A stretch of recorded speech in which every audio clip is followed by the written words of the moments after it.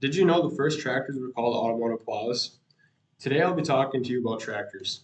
Tractors are used all around the world to accomplish many different tasks. I will also explain the different stages they've gone through until today and development and manufacturing, important innovations made along the way, as well as how they impact our everyday lives. Tractors have gone through many different stages of development, which I will talk about now. The first tractors ever made were called steam engines. They essentially replaced the horse and scythe and stuff like that in farming by hand. And then farmers went from using their hands to using horses and horse-drawn equipment such as plows, mowers, and other things like that. And after the horses, then came steam engines. Steam engines are practically just huge boilers out of a train on a chassis on wheels. Most of them didn't have reverse, and they're very limited what they could do because they were such huge in size that most farmers couldn't even afford them, or let alone have the fields big enough to use them. It just wasn't practical for the farmer. Um, well, then later came a man from Iowa named John Froelich. John Froelich took the idea of a steam engine and he put a gasoline engine in the chassis, as well as made his own transmission, which had reverse. This was essentially the first tractor with a gasoline engine in, as well as reverse. There was also many other important innovations made, such as the first diesel tractor, which there was plenty of innovations made throughout the years of tractors, but I want to talk about the two biggest ones, in my opinion, which are the diesel engine and the row crop tractor.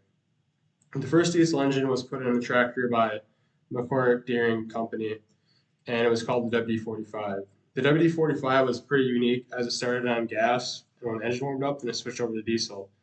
This was the first ever diesel engine put in a tractor, and it really kind of pioneered the agricultural tractor world because diesel was way cheaper than gasoline as well as kerosene and could be bought per gallon pennies of the dollar compared to gasoline back in the day. This made farming more uh, sufficient and also made it more economical as a farmer could get more done in a day on a lower cost of the dollar than using gasoline. Another very important innovation made by McCormick Deering is the Farmall Regular. The Farmall Regular was the first row crop tractor ever made.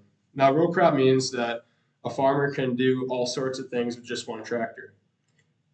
John Deere came out called the John Deere GP, or general purpose. This was a standard fixed tread displacement and was made to go in between the rows in the field, but with it being a fixed tread and you couldn't adjust the axles or the tread width, that it made it very difficult and not be able to use in every farm, across America, across the world.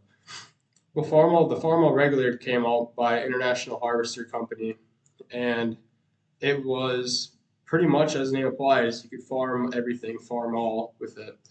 You could have a mounted cultivator, you could have plow, planter, pretty much anything. Now, this made it really huge because back in the day, before the Farmall Regular, you had to use pretty much one tractor per task. And now you could have just one tractor do all those tasks and save money as well as time.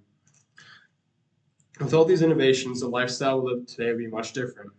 We wouldn't have as much food production, as the farms would still be the same size and they wouldn't grow any bigger. Now, as tractors today get bigger and bigger, farms also continue to get bigger and bigger as well. This means more food production and be able to sustain as the population grows every day. And the ability for larger farms also means that you also don't have to have essentially as much farm workers as farm hands. The bigger the tractors get, the less manpower needed to power those tractors or to power the fields. Per se, you have one big John Deere 9RX, that one would take up the work of three 40 series John Deeres. Now you know the history of the tractors, and I'll review the main points again, which are the stages they've gone through, the history of them, the important innovations made, and how they impact our everyday lives, such as having bigger farms for more food, and also having the more food production that they would put out.